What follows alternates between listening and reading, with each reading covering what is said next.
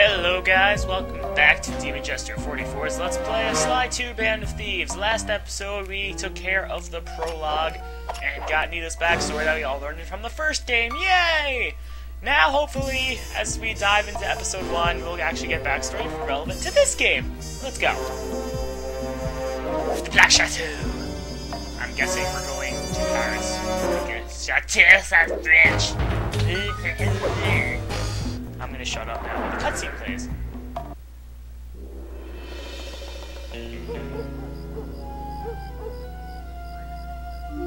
I had to call in a few favors to get the goods on the Claw Gang's local operator. Dimitri, a sort of underworld celebrity, equally at home in high-class art circles and shady back-alley crimes. He was once a passionate young art student who worked hard to develop his own visionary style. It's beautiful. Unfortunately, the art world wasn't quite ready for his kinetic aesthetic. So he gave them what they wanted and started forging old masterpieces. His way of punishing those with bad taste. That makes tons of sense. Dimitri now runs a nightclub on the west side. The thumping music, colorful light shows, and a hint of danger lure in chic young patrons from far and wide. And it's here, hidden somewhere, where we'll find the clockwork tail feathers. What Dimitri plans to do with the clockwork part is beyond me. But those plans end Done, done, done.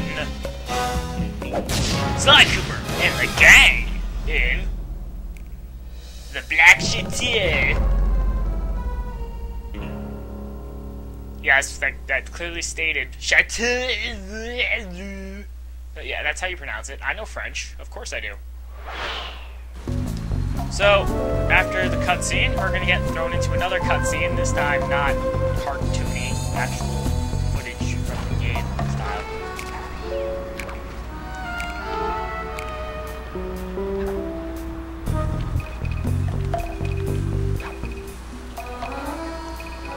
Press X to play as Sly. Now, you can't pick any of the other two guys here yet. Spoiler alert, you'll be able to play them. So, while we're here, we might as well show this off. Like I said, coins are going to be used to buy power-ups. The power-ups you can buy are available in the safe house, which is where we are now. And as you can see, right now we have 3 gadgets/power-ups available. Obviously, we don't have enough coins, so we'll come back to buy them later. I plan on buying every single power-up to show off what it does, but that's going to come later when I have the coinage. I tell you, Bentley, it's gonna be a real pleasure robbing this nightclub. I share in your enthusiasm, but before we hit the inside, we'll need to do a little reconnaissance work. What do you have in mind? I've installed this special antenna on the safe house to help with our first job, hacking into Dimitri's satellite array. The coordinates for the job start beacon have been uploaded to your binocular. Make your way to this position, and I'll give you a full briefing on our objective. I'm on my way. Okay, so unlike Sly Cooper 1 and Thieves Raccoonus, whatever you want to call it, you cannot go to any level that you so desire at your whim. You have to begin. Sly, if you Shut up, the Bentley. L3 button, Yeah, L3 it'll will show you where the left stupid analog waypoint is. stick. But I'll be at the some beginning of virtual each world, you're going to markers in only your be able to go into They'll a help certain you find mission. your way around. If no Are you still markers talking? are in view, use the right analog stick to move the camera and look around for them. Remember, the view is always Blah, blah, better blah, from blah, the blah. rooftops. Okay, so, as I was saying, you can only go to a certain level at a time. You can't go to every single level. Well, I mean, technically in the Thieves Raccoonus, you can go to every level that you want if you have to complete for you to get the keys and whatever. Clue bottles return.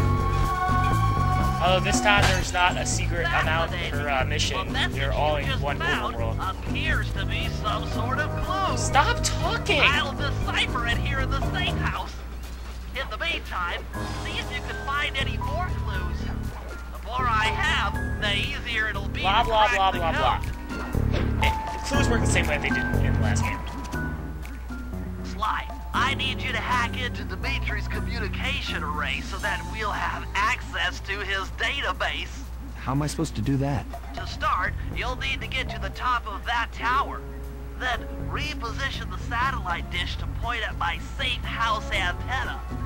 If you want to climb on stuff, jump and hit the circle button to grab hold. Try climbing up that pipe. Right.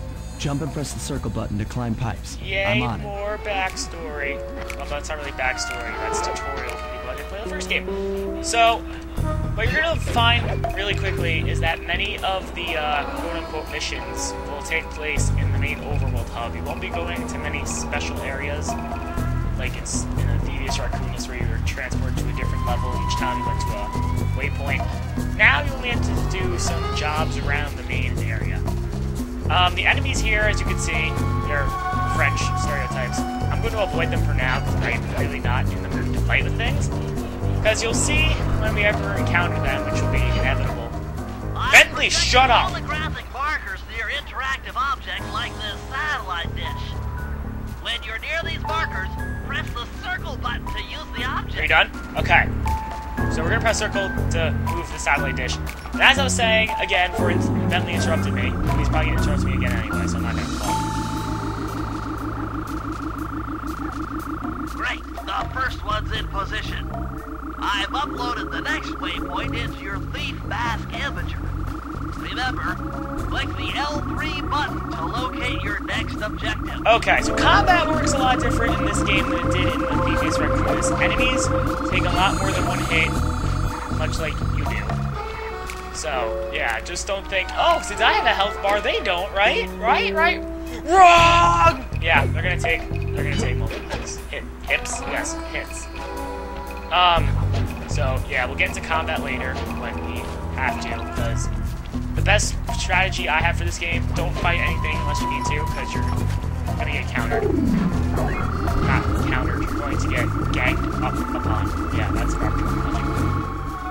Okay, only one more to go.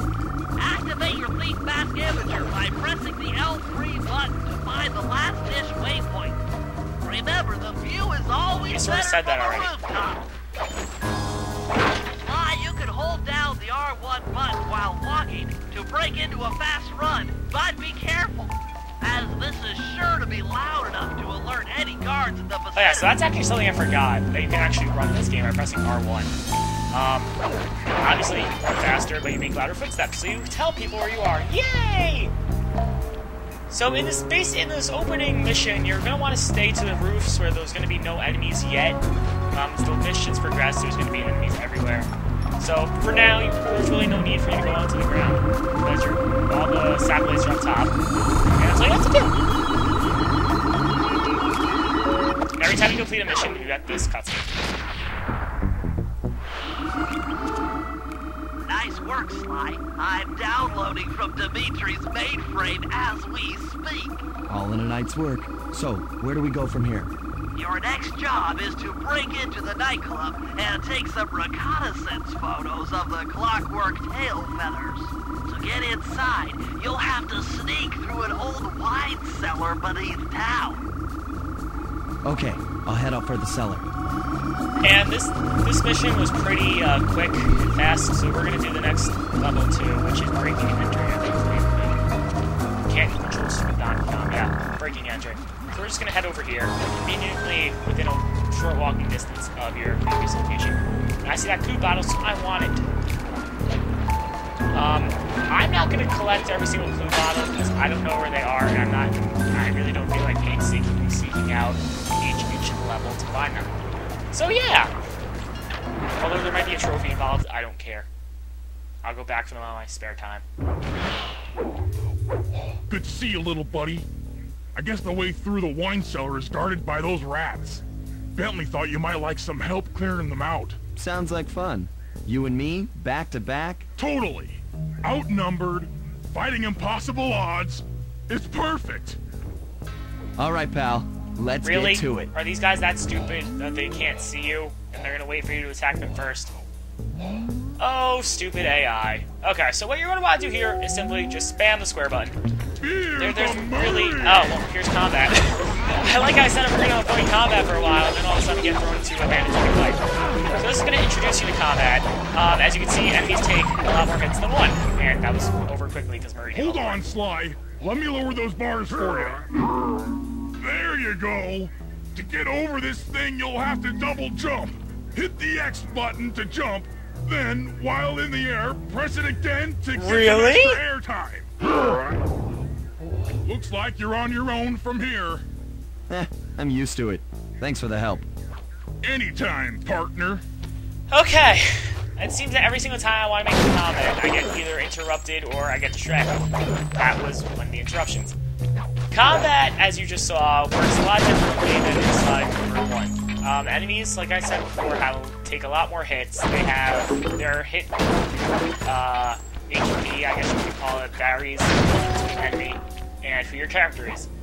Murray's going to do the most damage because he is the brawler. Sly does medium damage, and Bentley, if you leave this area, well, you'll we'll get to abandon Bentley your later. current job. Yeah, he's not very fun, but you'll see why. So, after you killed all the rats, you're going to just want to do what Murray said, double jump, and we will get interrupted by cutscene. Oh, okay. Now do we get interrupted by cutscene? No. I guess not. Sly, in order to get past these lasers, you need to crawl under that table. To do that, get near the table and press the circle These first two button. missions are tutorial missions for those who haven't played the first game, because it's basic stuff. Although crawling wasn't in the first game, so that's new. These lasers make their reappearance. However, there's no yellow beam of hope and savior. This table's here for no apparent reason. These flashlight guards are too tough to fight head-on. Crawl under the tables to sneak And around. this is my most feared enemy in the game. Not him exactly, but flashlight guards in general. These things will give you an ass kicking if you approach them head on, so you're going to want to fight extremely unfair with them. Don't ever attack them head on, because you will die. So, like Bentley said, just crawl under here. You can take him out. Here, fairly easy to take him out. I did a technique that they didn't even teach you yet. That will be discussed in, like, probably, I think, the next guide. But, yeah. So, the flashlight guards will take a lot of hits, and they will do a lot of damage to you, unlike the other guards, which we just encountered, like the rats or the fish if you saw them in the overworld. So, these guys, avoid if you can. I don't even know if you have to kill these guys, but anyway. I'm not going to explain what I just did, because Bentley's going to tell us how to do it in like 2 seconds anyway, so thunder. Coins! Oh, I just got the trophy. This air vent leads into Dimitri's nightclub. Hit the circle button to crawl. I guarantee that inside. trophy was for 100 coins. So, we're going to crawl through the ventilation shaft.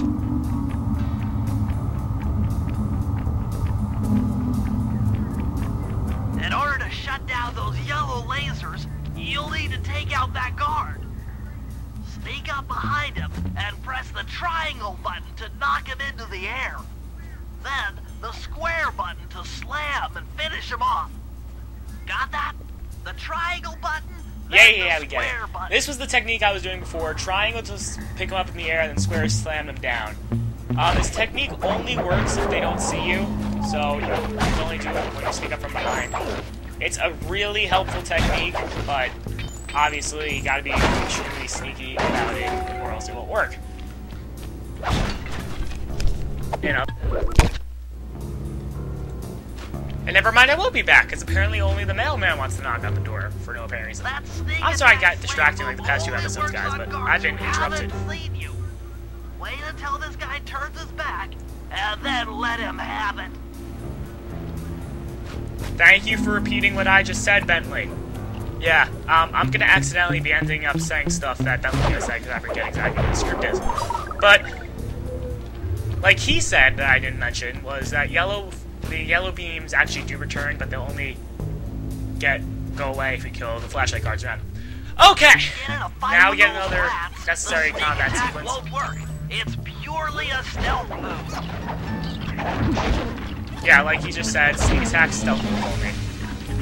Now that we're in another fight, it's probably a good idea for me to talk about combat.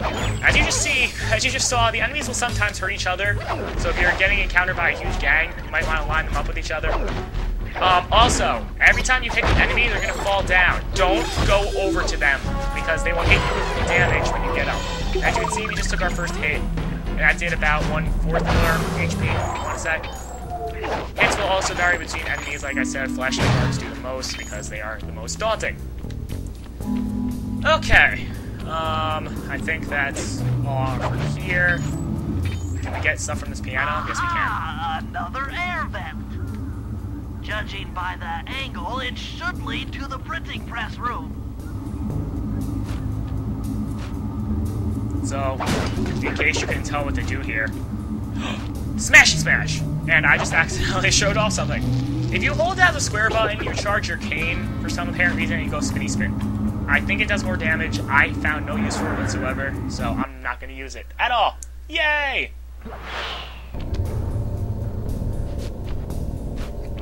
Okay, now we're going to get introduced to another new, what do we want to call it?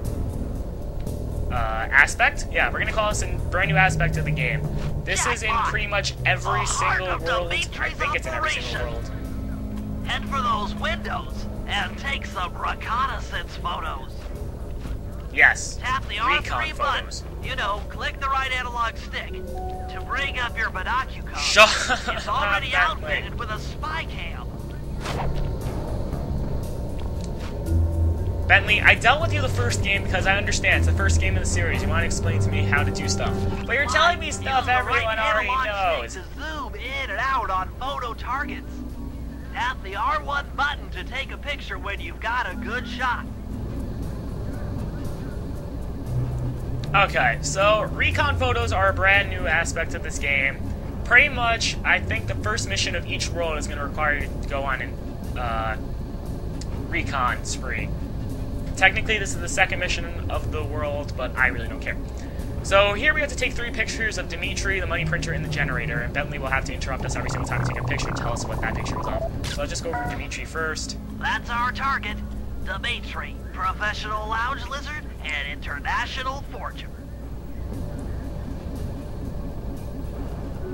So how do you know they have the right picture? Well, if you zoom in enough and the target goes green, That and the name pops generator up, there you seems go. to be powering the security systems down here. Now all we need is the money printer, which is right here. Ingenious. Dimitri's using the clockwork tail feathers as printing plates. Given their rare alloy, they'll never wear out. Unlimited forged money. That should do it, Sly. Head back to the safe house and we'll cook up a plan of attack.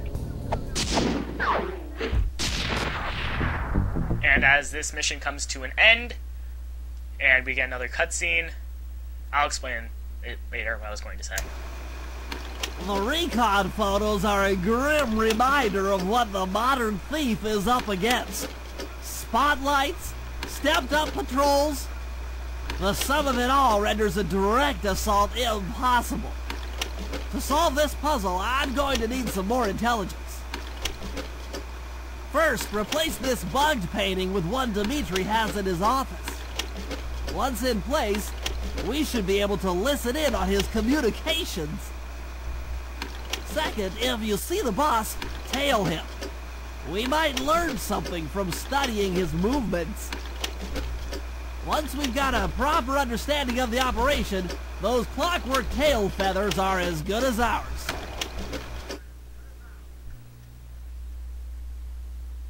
Thank you, Bentley. So as I was saying before, each Claw Gang member has stolen a Clockwork Park? Yes, the Clockwork Park. The Clockwork Part, and is using it for their own personal gain. As we just discovered, Dimitri is using it to print money. That fiend! So, I think that's enough for this episode. We took care of the first 2 missions, we got some recon, and we know exactly what we're going up against. Dimitri the Lounge Lizard in Paris. So, next time, we're going to do what Bentley has just planned out for us, aka bug the office with a painting, and follow him if we so find him. So, I'm just going to take a quick look at ThiefNet. Yeah, we don't have enough coins for anything. So, next time, we will do what I just said. So, this is Demon Jester 44 signing out, and I'll see you guys next time.